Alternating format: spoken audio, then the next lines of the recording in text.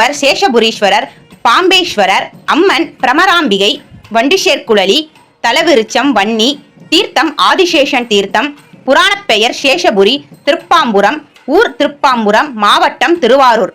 சர்ப்பங்கள் தாங்கள் பாவ விமோச்சனம் பெறும் பொருட்டு ஆலமர விழுதை நாராக கிழித்து அகத்திப்பூ மாலை தொடுத்து இறைவனுக்கு சாற்றி சிவன் அருள் பெற்ற தலம்.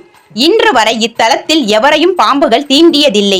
இங்கே ஆழம் விழுதுகள் தரையை தொடுவதும் இல்லை, அகத்திப்பூ பூப்பதில்லை எனும் நம்பிக்கை மொழிகள் வழக்கில் உள்ள தலம். மேலும் ஆதிசேஷன், பிரம்மன், பார்வதி தேவி, அகத்தியர், தட்சன், சூரியன் போன்றோர் பூஜை செய்த தலம். இந்திரன் சாபம் நீங்கிய தலம், கங்கை பாவம் தொலைந்த தலம், சந்திரன் பழி நீங்கிய தலம் என்று எண்ணற்ற பெருமைகளை கொண்ட தலம் இதுவாகும். மூலவர் பாம்பேஸ்வரர் கிழக்கு நோக்கி நாக கவசம் சாற்றப்பட்டு காட்சி தருகிறார். அம்பாள் சன்னதியும் கிழக்கு நோக்கி அமைந்திருக்கிறது.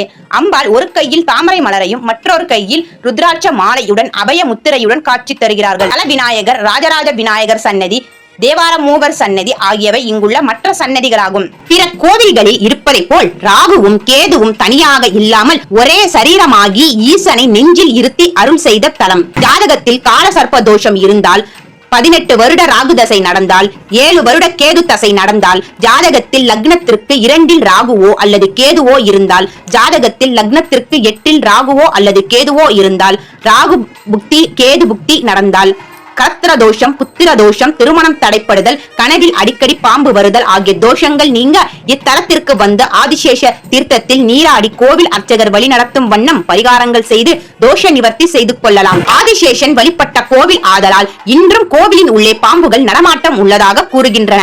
ஞாயிறு, செவ்வாய், வெள்ளிக்கிழமைகளில் திருப்பாம்புரம் கோவிலுக்குள் மல்லிகையின் மனமோ தாளம்பூவின் மனமோ வீசுவதாகவும் அச்சமயம் பாம்பு கோவிலுக்குள் எங்கேனும் உலாவிக் கொண்டு இருக்கும் என்று கூறப்படுகிறது. சிவராத்திரி அன்று இரவில் ஆதிசேஷன் வழிபடும் 4 தலங்களில் இத்தலம் 3வது தலமாகும். போதை பழக்கம் உள்ளவர்கள் ஞாயிற்றுக்கிழமை மாலை 4:30 6 ராகு காலத்தில் இத்தல இறைவனுக்கு அர்ச்சனை செய்து வழிபட்டால் தீய பழக்கங்களில் இருந்து விடுபடலாம். இவ்வாறு செய்து வந்தால் 264 வகையான பாவங்களும் நீங்கும் என்பது நம்பிக்கை. தலத்து சிவனையும் அம்மனையும் நினைத்து வழிபாடு செய்பவர்களுக்கு சகல தோஷங்களும் நிவர்த்தியாகும்.